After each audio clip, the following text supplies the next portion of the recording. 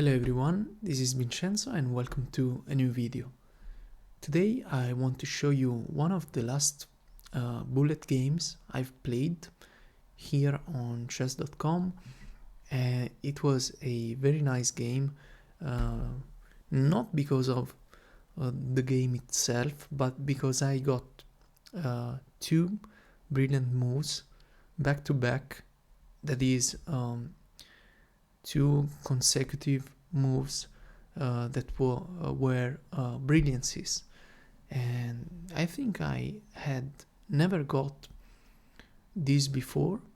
So yeah, I want to show you the game. So yeah, this is my home here on chess.com and this is the game. So as you can see here, not the best accuracy. In fact, it was a very low accuracy, to be honest, but the fact that I got two brilliant moves in a row is very nice. As you can see here, there are two brilliant moves and they are here. So yeah, this is what I'm going to show you. Now, I was playing with the white pieces. This was a 1 minute bullet game with no increment, so pretty fast time control. And obviously when you play bullet, you can't really play a perfect game. I mean, you can, but it's very difficult, at least for me. So I got two blunders, three mistakes, one inaccuracy, and this was my accuracy, 64.4, which is very low. My opponent got 65.5, and as you can see from the graph here, I was winning for most of the game, and then it was a draw, and then I was losing. Well, that's because my opponent was so low on time that I basically flagged them.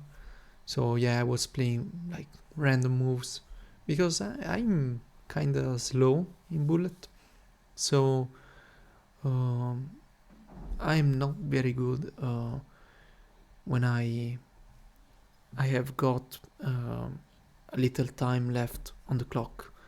So let me show you the game. Two brilliancies. As I said, my opponent got a great move, so let's see the game. It was quite short, 28 moves, but it was very nice. So d4, d5, bishop f4, and I played the London system as usual. Now this is I think it's called the copycat system, where black develops like white with the bishop here on f5. So now I go e3, and now the same move for black, e6, knight f3, knight f6. So far we have the same position. Now I develop the bishop here because I want to trade bishops for some reason. I thought that if I trade and I recapture with the c-pawn, then I have this move, maybe this check too. I can castle quickly. So yeah, I wanted to trade bishops. My opponent did not take, so I took black's bishop, damaging the pawn structure. Although it's not very, it's not really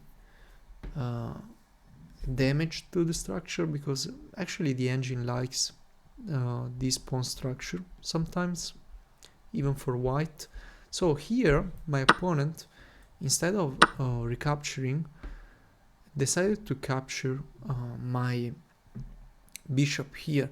But this is a mistake, because instead of recapturing and have a mirrored position, I can take the pawn. Now, if the opponent recaptured, I can recapture the bishop too, and I am up a pawn with this light square weakness here. So a very nice move, brilliant. Right, I also got this move like in 5 seconds, so this was nice. A brilliant move on move 7, and then my opponent did the same, but this is another mistake, because now I can simply take with check, which is another brilliant move, and when my opponent recapture, I can simply capture, and now I'm up a pawn again. And this was very nice because, as you can see here, oops, a brilliant move, and then another one right after the previous one. So this had never happened to me. Let me know in the comments if this happened to you sometimes, but it was very nice to achieve that. So my opponent captured my bishop, and now I gave this check. I think capturing here right away is good, but I mean, let's give a check, why not? And now I recapture. Now my opponent played this move, which is obviously very bad because, first of all, I have a check here, and whereas the knight was defending this square, but now it's not. So I decided to castle because I wanted to put the rook on the open file, which makes sense to me. Okay, now my opponent wanted to trade rooks, and by the way, as you can see, I'm up a pawn, but the position is +9, which is insane, and probably because of all these weaknesses around the enemy king. The king is in the center, I'm up a pawn, obviously. I have 3 pieces developed. This one can I can develop it very quickly and bring the other rook. So my opponent moved their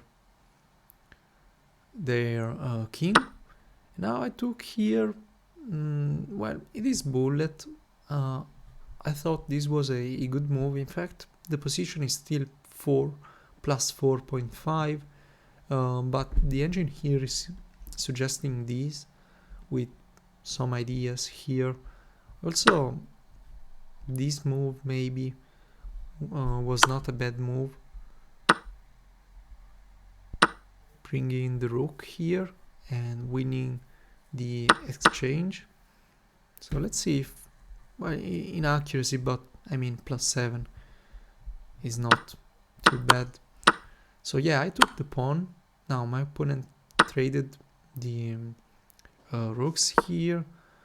They could have brought the queen here, but I can simply trade queens. Now I decided to keep my queen on the board because, as you can see here, the king has no moves because the queen is obviously covering these, the knight is covering these squares, and the pawn this square here. So the king cannot move. The only moves here are knight back to f6 or queen here. So yeah, my opponent played this move, and then I said to myself, you know what, let's trade queens. Now I develop. This check is kinda useless. I just bring my king closer, which is very nice. Now I didn't take, I don't know why, probably because I was playing too fast. So my opponent took, and now I lose a pawn, but I mean I'm still winning because the king is The enemy king is in the center here, and all my pieces are developed, including the king, and I have the pawn majority here on the king side. And look at these pieces, they are still on their starting squares. Now another waste of time for my opponent, so I get in with the rook. The idea is that now my opponent cannot develop the knight because I will take the rook. So c6, I push because I want to bring my knight here. And now yeah, obviously my opponent's idea is going here and then developing the knight, and we can trade rooks, but I mean, it's winning. It doesn't matter that I only have one pawn advantage. I am crushing here. Now I played this move, and I think I pre-moved this, let's see, yeah, less than a second. So I think I pre-moved this move, I don't know why. And now obviously it is a draw because I'm down a piece. Now recapturing was a great move, obviously. I mean, it's a free piece.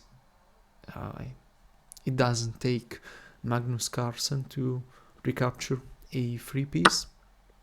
Oh, also you can see I pre-moved here because my opponent was so low on time that I decided to just play moves and flagging, basically. You see, 0.4 seconds on the clock, and now I pushed a4, and yeah, my opponent ran out of time. Also notice that although I'm down a piece, this move is winning for white because probably I can take, and yeah, and then I can simply push these pawns. I mean, it's not easy because my opponent has two pieces, but I have two connected passed pawns on the king side. The enemy king is very far away from the king side. Black has to waste time developing, and notice that black finished the game up piece with two pieces, and they are still on the starting squares. So a very nice game, but of course the game was not the point of this video, but the two brilliancies in a row. So yeah, bishop takes e6, and then bishop takes f7, check. So very nice sequence here. I wanted to make a video about it, also because I don't upload much bullet chess content, so I hope you enjoy. If you did, leave a like, a comment, let me know if you want to see more bullet content, and see you in the next video.